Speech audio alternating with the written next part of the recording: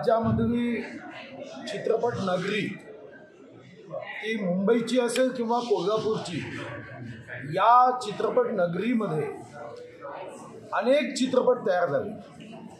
पण आज आपल्या देशामध्ये अनेक राज्य या स्पर्धेमध्ये उतरले आणि या स्पर्धेमध्ये विविध कन्सेशनाच्या माध्यमातून काही सूट ते देतात आणि त्यातून चित्रपटाची शूटिंग ही राज्याच्या बाहेर काही अंशी व्हायला जाते. आणि म्हणून आपण निर्णय केला की कोल्हापूरची चित्रनगरी ही अत्याधुनिक करण्याचं काम सुरू करतोय. माननीय मुख्यमंत्री महोदयांनी व माननीय उपमुख्यमंत्री महोदयांनी, माननीय एकनाथ शिंदेजी व माननीय देवेंद्रजी, या दोघांनीही मुंबईची आपली चित्रनगरी ही सुद्धा अतिशय अत्याधुनिक व्हावी असं सांगितलं आहे. त्यासाठीही आम्ही काही कन्सल्टन्सी सोबत काम करतो आहे.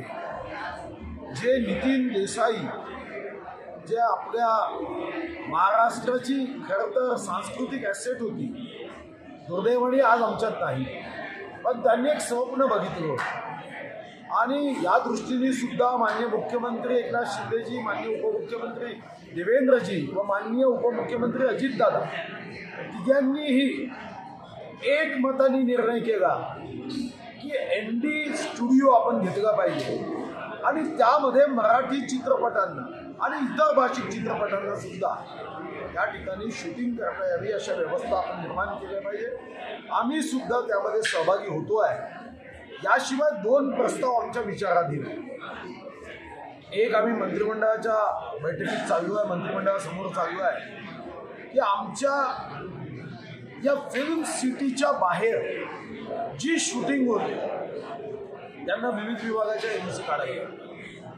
सुरक्षेसाठी पोलिसांची NOC लागते, कधी विजेसाठी बेस्ट असेल किंवा वीज वितरण कंपनीची NOC लागते. एखाद्या विद्यापीठात शूटिंग करायची असेल तर विद्यापीठाची NOC लागते. एखाद्या सिंचन प्रकल्पामध्ये शूटिंग करायची असेल तर त्यांची NOC लागते. वन विभागात संजय गांधी नॅशनल पार्क किंवा ताडोब्याला शूटिंग करायची असेल त्यांची परवानगी लागते. आणि यामध्ये दिग्दर्शक किंवा निर्मात्याचा NOC एकत्रित संकलित करण्यामध्ये खूप वेळ जातो. आणि म्हणून वन विंडो सिस्टीम आमची जी आहे त्याला अजून सहजता, सुलभता आणि सरलता या माध्यमातून वन विंडो सिस्टीमला अतिशय कारगर करण्याच्या दृष्टीने आम्ही मंत्रिमंडळात चाललो आहे. आणि यासोबतच आपल्या चित्रनगरीच्या बाहेर, फिल्म सिटीच्या बाहेर जर शूटिंग केली तर त्याला काही पैसे द्यावे लागतात. आणि आम्ही मंत्रिमंडळासमोर चालू आहे की इथं निशुल्क आपण शूटिंगसाठी या ठिकाणी कोणतंही शुल्क न आकारता NOC द्यायची आणि त्याला शूटिंग करू.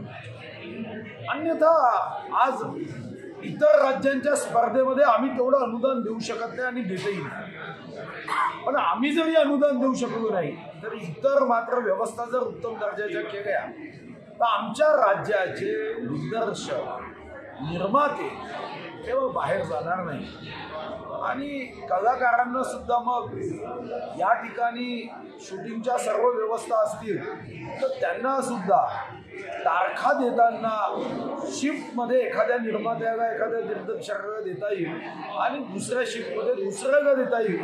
कारण मुंबईमध्ये ही सहजता, सुलभता आहे. आज हा एक विलक्षण भाग आहे की हे दुसरं वर्ष बघता बघता सुरू झालं आणि चंद्रपुरामध्ये एकदाचा जागतिक सिनेमा भाऊ तुम्ही आणला. आणि याचं फळ असं आहे की गेल्या 2-3 वर्षामध्ये या सगळ्याचा इम्पॅक्ट असा आहे की चक्क चंद्रपुरामधून 4 ते 5 सिनेमे आणि दिग्दर्शक इथे सुरू झाले आणि सगळ्या महाराष्ट्रावर हा संदेश गेलेला आहे. वास्तविक पाहता जर स्कॅन केलं तर चंद्रपूर सिनेमाचं जे मॅप आहे त्याच्या बऱ्यापैकी बाहेर आहे. मुंबई, पुणे, नाशिक, कोल्हापूर, पण असं चंद्रपूर कुठे आलं? लोकांना प्रचंड आश्चर्य वाटतं आणि भाऊ याचं श्रेय तुम्हाला आहे. इतका सुंदर इथे आसपास प्रदेश आहे. या सगळ्यामधून उत्तम लोकेशनसाठी जागा आहेत. आणि आता एक मित्र आमचा निखिल महाजन म्हणून त्यांनी आत्ताच एक फिल्म इथे पूर्ण केली आहे, ती इथे येऊन त्यांनी पूर्ण केली, रावसाहेब नावाची फिल्म आहे.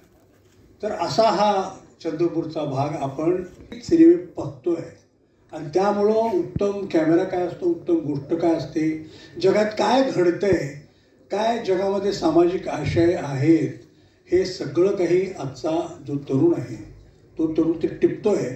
आणि त्याला सगळ्यात चांगलं साधन आज सापडतं त्याचं जो कॅमेरा आहे.